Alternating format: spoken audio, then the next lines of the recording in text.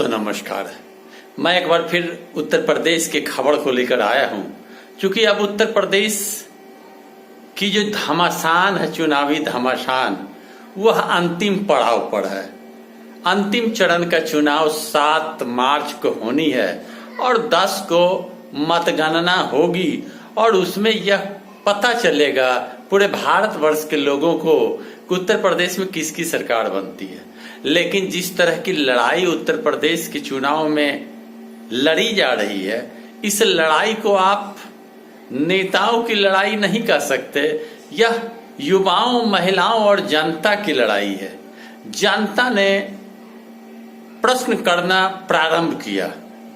अब तक पिछले 7 साल से जनता प्रश्न नहीं पूछती थी, केवल हिंदुत्व के नारे के बल पर वोट देती थी। लेकिन इस बार अब जनता प्रश्न पूछती है, इसलिए यह कहना गलत नहीं होगा कि यह चुनाव जनता का चुनाव है। हिंदुत्व के नारे पर भारी पड़ता दिख रहा है बेरोजगारी, हिंदुत्व के नारे पर भारी पड़ता दिख रहा है महंगाई, हिंदुत्व के नारे पर भारी पड़ता दिख रहा है बड़बोलेपन। भाजपा के कार्यकर्ता और नेतागण रो बिलख रहे हैं कि सरकार चली जाएगी, इसकी अंदेशा है।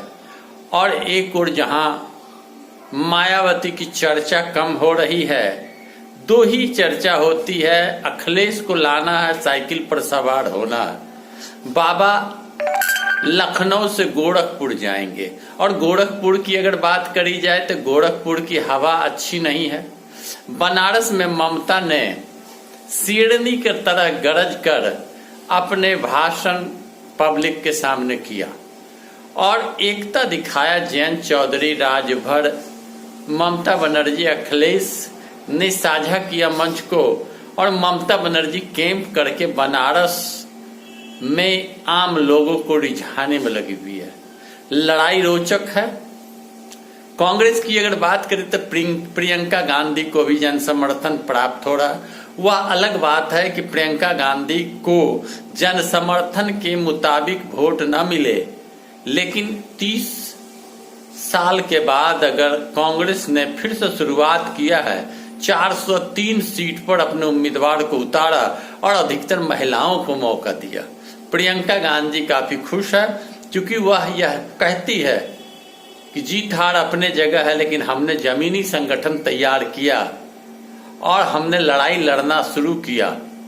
और साइकिल पर सवार अखिलेश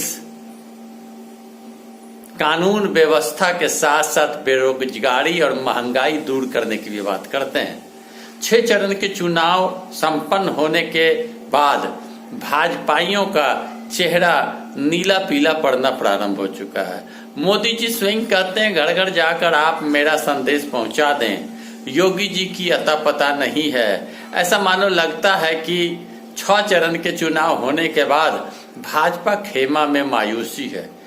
कहने वाले तो यहां तक कहते हैं कि भाजपा को 100 सीट में सिमट जाना होगा और अखिलेश पूर्ण बहुमत में आएंगे और भाजपा की विदाई तय है।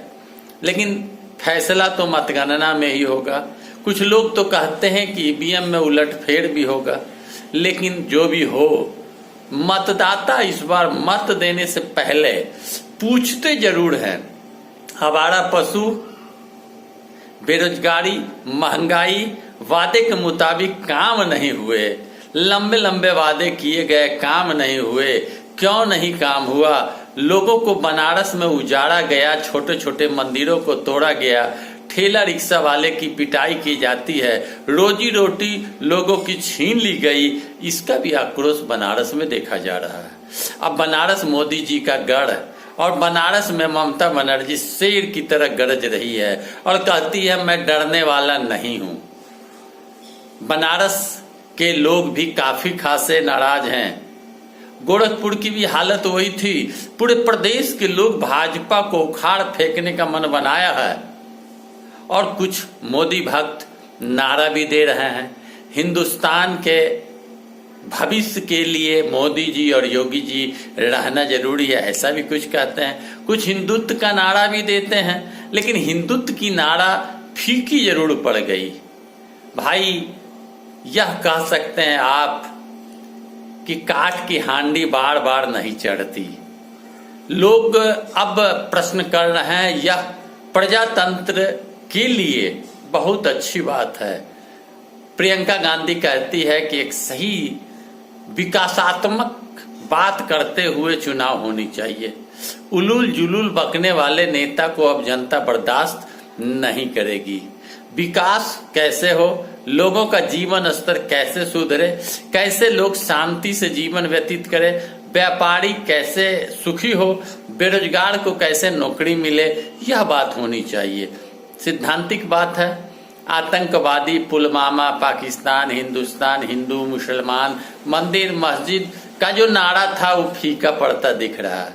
कहना गलत नहीं होगा कि 7वां चरण का चुनाव आते आते स्पष्ट लोग कहने लगेंगे, विशेषज्ञ कहने लगेंगे कि कितनी सीट किसको आ रही है। लेकिन विशेषज्ञों का कहना है कि भाजपा बुरी तरह उत्तर प्रदेश में हार रही है। साइकिल की हवा है, बहार है, लहर है। अखिलेश पछाड़ दिया योगी को, ऐसा लोगों का मानना है, कहना है। लेकिन वक्त रहते ही पता चल पाएगा। अब वक्त कम है। 7 तारीख को अंतिम चरण का चुनाव, 10 तारीख को रिजल्ट। 5 राज्यों में हुए चुनाव का रिजल्ट 10 को ही पता चलेगा और 10 को ही भाजपा की विदाई होगी या भाजपा को जनता मौका देगी, यह स्पष्ट पता चल पाएगा। मुद्दे कई हैं, वादे झूठे याद कर रहे हैं लोग। जनता इस चुनाव को स्वयं लड़ रही है।